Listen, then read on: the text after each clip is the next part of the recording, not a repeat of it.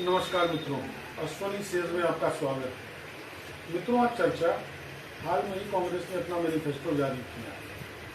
मैंने पिछले वीडियो में आपसे शेयर किया था कि नीति रहित चुनाव हो रहे हैं, पर जिन नीतियों का उजागर और खुलासा भी राजनीतिक पार्टियां कर रही हैं, उन पर भी विचार विमर्श करना बहुत जरूरी है।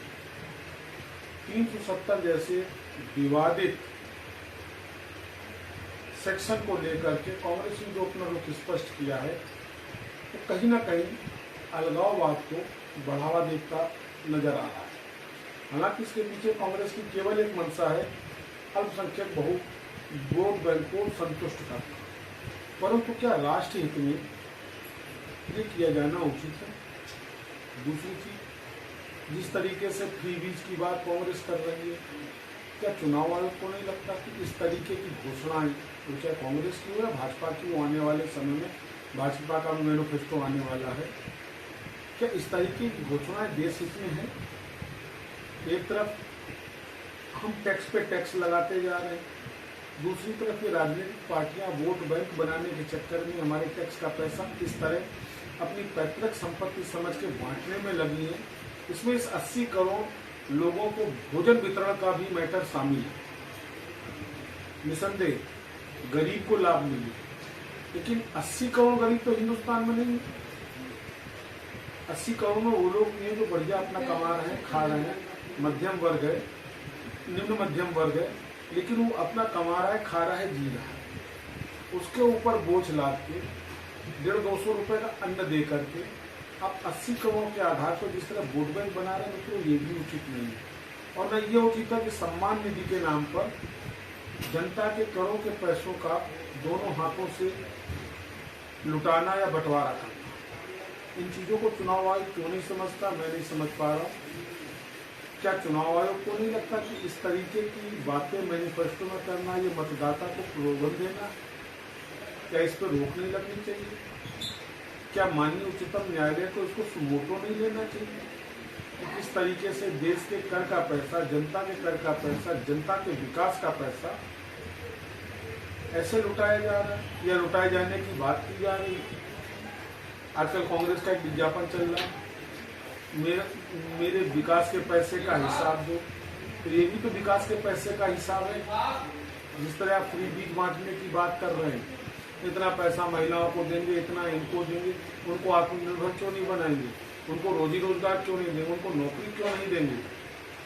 पैसा देंगे, वैसे ही पीढ़ियां खराब हो रही।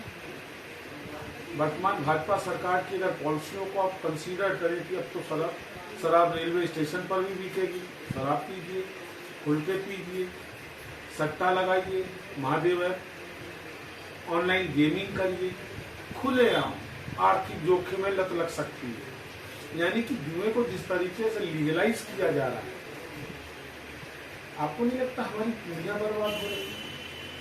क्या देश के नीति निर्माताओं को ये एहसास नहीं हो रहा कि किस तरह देश की पीढ़ियों को बर्बाद कर रहे हैं, युवाओं को अंधकार की तरफ धकेल रहे हैं? आज वो बच्चा ऑनलाइन गेम खेलेगा, कल वो बच्चा ऑनलाइन जुआ खेलेगा, ऑफलाइन जुआ खेलेगा, ऑफलाइन गेमों पे लगाएगा, खुल करके सट्टेबाजी हो रही है आईपीएल के नाम पर, दुनिया के और मैचेस के नाम पर। ये सब क्या है? क्या ये सनातनी संस्कृति नहीं है? सनातन की बात करने वाली भाजपा को भी समझना चाहिए, ये सनातनी संस्कृति नहीं है। और 370 जैसी अलगाववादी धारा को हटाने वाली की बात करने वाली कांग्रेस को भी समझना चाहिए कि ये देश हित में नहीं है। जो गलतियां की, जिन गलतियों को 70 साल देश ने झेला, याद करिए जब 370 प्रभावी थी, कांग्रेस का शासन था, तो गिने चुने 3-4 परिवारों को इस 370 का लाभ प्राप्त होता था। फारूक अब्दुल्ला का परिवार, महबूबा मुफ्ती का परिवार और जिलानी जैसे अलगाववादियों का परिवार, जिनके बच्चे खुद तो ऑक्सफोर्ड में पढ़ते थे, पर एक आम कश्मीरी मुसीबत में जीने को बाध्य था। उसके पास विकास का जरिया नहीं था, आतंक का साया मंडराता था, और जब कभी आतंकी अटैक करते थे तो हिंदुस्तानी गैर कश्मीरी लोगों के साथ साथ कश्मीरी लोग भी मारे जाते थे। सोचने वाली बात है। क्या हमारी राजनीतिक पार्टियों को सत्ता के लिए इस तरीके से देश के साथ गद्दारी करना उचित है? जिस तरीके से कांग्रेस मैनिफेस्टो ला रही है, क्या ये मैनिफेस्टो या इस तरीके से अन्य पार्टियां जो बात कर रही हैं, मैं तो अभी कल देख रहा था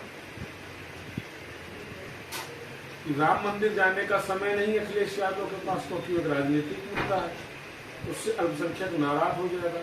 पर मुख्तार अंसारी की कब्र पे जाकर जिस तरीके से उन्होंने अपनी अकीदत पेश की, अपना नजराना पेश